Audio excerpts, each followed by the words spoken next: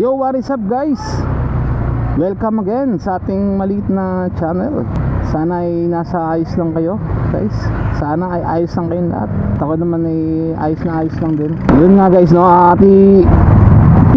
paulit-ulit natin i-review yung ating bagong setup kung saan nakapwesto yung ating DJI mic mini. Kuha ko yung best na ano niya guys, na pwesto niya.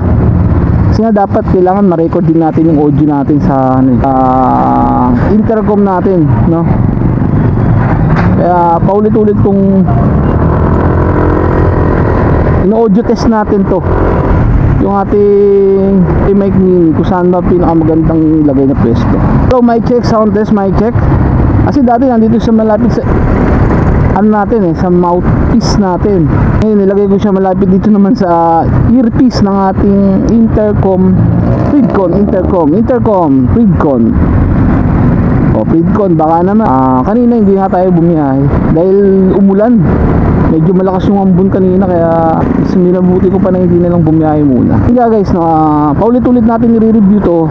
Itatry natin kung maganda ba yung quality ng sound system to, audio system natin using the DJI mic mini wireless. Hindi pa rin. Naka-close visor tayo ngayon guys.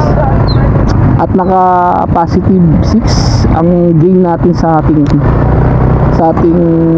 DJI mic mini.